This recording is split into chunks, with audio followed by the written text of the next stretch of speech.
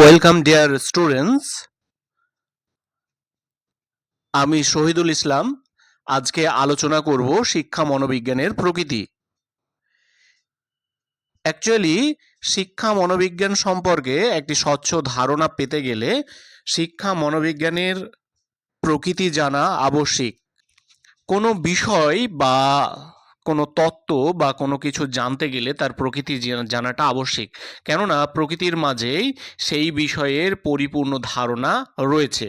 তো আমরা দুই একটি বিষয় বা দুই একটি সংজ্ঞা দিয়ে শিক্ষা মনোবিজ্ঞানটা একটু জেনে নিই। মনোবিদ পিলস বলছেন যে শিক্ষা মনোবিদ্যা হলো শিক্ষার বিজ্ঞান। আবার মনোবিদ জার্ড বলছেন যে শিক্ষা মনোবিজ্ঞান হলো সেই বিজ্ঞান যা ব্যক্তির জীবনের জন্ম থেকে মৃত্যু পর্যন্ত বিকাশের বিভিন্ন স্তরে যে পরিবর্তন ঘটে তার বর্ণনা ও ব্যাখ্যা করে। সুতরাং আমরা সহজ করেই বুঝতে পারছি যে শিক্ষা মনোবিজ্ঞান হলো এমন একটা বিজ্ঞান যেখানে শিক্ষা সম্পর্কিত যাবতীয় বিষয়গুলোকে পুঙ্খানুপুঙ্খভাবে ব্যাখ্যা বিশ্লেষণ করে। তো প্রিয় ছাত্রছাত্রীরা, আমরা এবার শিক্ষা মনোবিজ্ঞানের যদি প্রকৃতি সম্পর্কে ধারণা লাভ করি তাহলে শিক্ষা বিজ্ঞান সম্পর্কে আরো সুস্পষ্ট ধারণা পেয়ে যাব। তো চলো আমরা শুরু করি। দেখো, প্রথম যে প্রকৃতিটা সেটা হলো ব্রাঞ্চেস অফ সাইকোলজি, অর্থাৎ শিক্ষা মনোবিজ্ঞান হলো মনোবিজ্ঞানের শাখা। তাহলে আমরা খুব ভালোভাবে জানি যে মনোবিজ্ঞান হলো একটা হিউজ, একটা বড় ধরনের বিষয় বা বড় ধরনের সাবজেক্ট। এই সাবজেক্টের অনেকগুলো শাখা রয়েছে, যেমন সোশ্যাল সাইকোলজি রয়েছে, ক্রিমিনাল সাইকোলজি রয়েছে, তারপরে হচ্ছে তোমার মেন্টাল সাইকোলজি রয়েছে, তারপরে হচ্ছে কগনিটিভ সাইকোলজি রয়েছে, আর আলাদা আলাদা সাইকোলজি রয়েছে। এই আলাদা আলাদা সাইকোলজির মধ্যে একটি সাইকোলজি হচ্ছে এডুকেশনাল সাইকোলজি। তো এডুকেশনাল সাইকোলজি বিশেষ করে সাইকোলজিরই একটা অংশ, যেখানে কি করে সাইকোলজির বিভিন্ন তত্ত্ব, বিভিন্ন বিষয়, বিভিন্ন পদ্ধতিগুলো শিক্ষাক্ষেত্রে সার্থকভাবে প্রয়োগ করা হয়। অর্থাৎ শিক্ষা মনোবিজ্ঞান হলো মনোবিজ্ঞানের একটি প্রয়োগমূলক শাখা। তো এখানে তোমরা দেখলেই বুঝতে পারবে, যেটা লেখা রয়েছে যে শিক্ষা মনোবিদ্যার প্রাথমিক শর্ত হলো এটি মনোবিদ্যার প্রয়োগমূলক শাখা, যেখানে বিভিন্ন নিত্য নতুন মনোবিজ্ঞানের বিষয়গুলোকে প্রয়োগ করা হয়ে থাকে। সুতরাং প্রথম আমরা বৈশিষ্ট্য দেখলাম, শিক্ষা মনোবিজ্ঞান হলো মনোবিজ্ঞানের একটি প্রয়োগমূলক শাখা। পরের প্রকৃতিটা হলো শিক্ষা মনোবিজ্ঞান হলো একটি গতিশীল বিষয়। দেখো এখানে লেখা, শিক্ষা মনোবিজ্ঞান হলো একটি গতিশীল বিষয়, ডাইনামিক ডিসিপ্লিন। দেখো, শিক্ষা মনোবিজ্ঞানকে গতিশীল বলা হয় এই কারণে যে এটি কখনোই স্থির নয়। এটি প্রতিনিয়ত শিক্ষা সম্পর্কিত পরীক্ষা নিরীক্ষা, গবেষণা ও নতুনত্ব তত্ত্ব আবিষ্কারের মধ্য দিয়ে শিক্ষাক্ষেত্রকে প্রতিনিয়ত এগিয়ে নিয়ে যাচ্ছে, উন্নত করছে।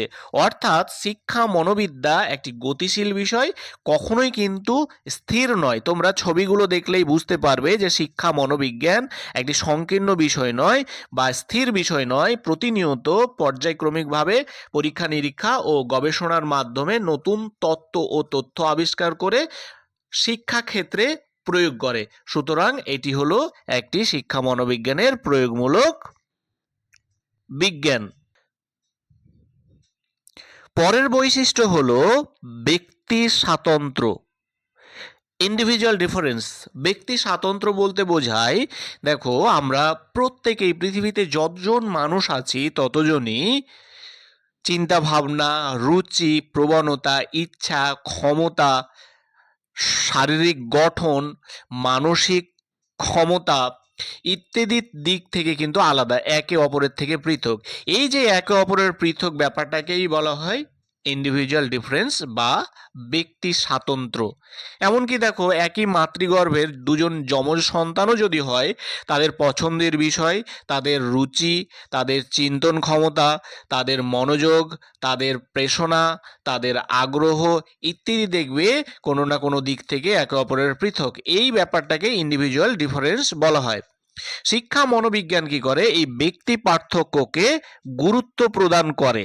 অর্থাৎ প্রত্যেকটি ব্যক্তির যে ব্যক্তিগত পার্থক্য রয়েছে, এই ব্যক্তিগত পার্থক্য কেন কেন হয়, ব্যক্তিগত পার্থক্যের কারণগুলো কি, ব্যক্তিগত পার্থক্যের যে বিভিন্ন দৃষ্টিভঙ্গি রয়েছে ইত্যাদি বিষয়গুলোকে প্রতিনিয়ত পর্যালোচনা করে থাকে।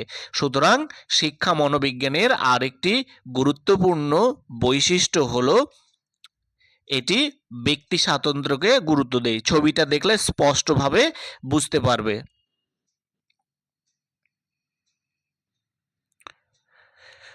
পরের প্রকৃতিটা হলো সমস্যা সমাধানমূলক প্রকৃতির। শিক্ষাক্ষেত্রে যে সমস্ত সমস্যার উদ্ভব ঘটে, সেই সমস্যাগুলোকে যথাযথভাবে সমাধান করে থাকে। কি সমাধান? দেখো, অনেক সময় শিক্ষার্থীর শিখনের প্রতি মনোযোগ থাকে না, আগ্রহ বাড়ে না, প্রেষণা কমে যায়, বা স্মৃতিশক্তিতে তার পঠন পাঠন ধারণ করতে পারে না। ফলে এই সমস্যাগুলো দ্রুত সমাধান করার কাজ হলো শিক্ষা মনোবিজ্ঞানের। অর্থাৎ শিক্ষামূলক মনোবিজ্ঞানের আরেকটি প্রকৃতি হলো এটি সমস্যা সমাধানমূলক প্রকৃতির। নেক্সট আরেকটি বৈশিষ্ট্য বা প্রকৃতি হলো শিক্ষা মনোবিজ্ঞান ও অন্যান্য বিজ্ঞান। দেখো, শিক্ষা মনোবিজ্ঞান শুধুমাত্র শিক্ষা ও মনোবিজ্ঞান এই দুই বিষয়ের মধ্যেই কিন্তু সীমাবদ্ধ নয়। সমাজবিদ্যা, জীববিদ্যা, শারীরবিদ্যা, পরিসংখ্যান বা রাশিবিজ্ঞান, প্রযুক্তিবিদ্যা, কম্পিউটার বিজ্ঞান প্রভৃতি বিষয়ে তথ্য মনোবিদগণ ব্যবহার করে শিক্ষা মনোবিজ্ঞানকে আরো উন্নত ও কার্যকর করে তুলেছে। ফলে আমাদের শিক্ষা বিজ্ঞানের যে সমস্ত ছেলেমেয়েরা আছো, তোমরা শিক্ষা বিজ্ঞান পঠন পাঠন করার ক্ষেত্রেই দেখতে পাও যে শিক্ষা ও মনোবিজ্ঞানের মধ্যেই কিন্তু শিক্ষা মনোবিদ্যা সীমাবদ্ধ থাকে না, এর সঙ্গে আনুষাঙ্গিক যে বিষয়গুলো আমি বললাম সেগুলো যুক্ত থাকে। সুতরাং শিক্ষা মনোবিজ্ঞান ও অন্যান্য বিষয় কিন্তু শিক্ষা মনোবিজ্ঞানের আরেকটি গুরুত্বপূর্ণ বৈশিষ্ট্য বা প্রকৃতি। যে শিক্ষা মনোবিজ্ঞান হলো একটি প্রয়োগমূলক বিজ্ঞান, অ্যান্ড অ্যাপ্লাইড সায়েন্স। শিক্ষা মনোবিজ্ঞানকে প্রয়োগমূলক বিজ্ঞান বলা হয়, কেননা এটি মনোবিজ্ঞানের বিভিন্ন আবিষ্কার, তত্ত্ব, নতুনত্ব বিষয় শিক্ষাক্ষেত্রে সফলতার সঙ্গে ও সার্থকভাবে প্রয়োগ করে থাকে। এই জন্য একে একটি প্রয়োগমূলক বিজ্ঞান বলা হয়। এখানে তোমরা দেখো লেখা রয়েছে যে শিক্ষা মনোবিদ্যার প্রাথমিক শর্ত হলো এটি মনোবিদ্যার প্রয়োগমূলক বিজ্ঞান, যেখানে বিভিন্ন নিত্য নতুন বিষয়ের প্রয়োগ করা হয়ে থাকে। তাই মনোবিদ্যার জ্ঞান শিক্ষাক্ষেত্রে সার্থকভাবে প্রয়োগ করা হলো শিক্ষা মনোবিদ্যা। সুতরাং একটু আগেই বললাম যে শিক্ষা মনোবিজ্ঞানকে একটি প্রয়োগমূলক বিজ্ঞান এই কারণেই বলা হয়, কারণ মনোবিজ্ঞানের বিভিন্ন তত্ত্ব, গবেষণা, নতুনত্ব বিষয় শিক্ষাক্ষেত্রে সার্থকভাবে সফলতার সঙ্গে প্রয়োগ করা হয়।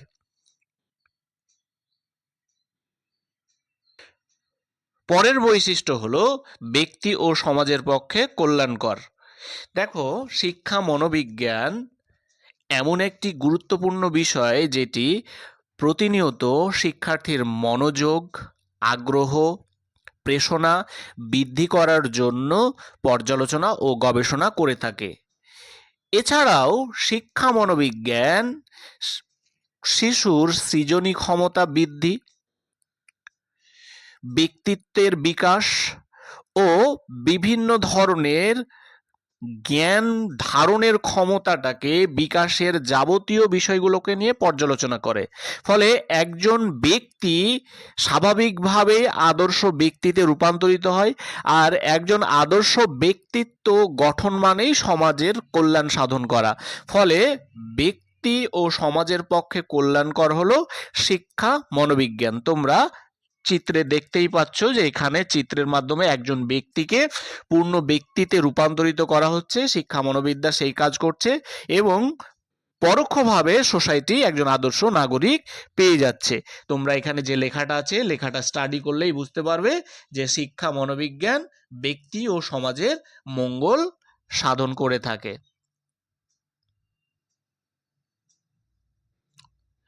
তো প্রিয় ছাত্রছাত্রীরা, আজকের আলোচনা এখান পর্যন্তই।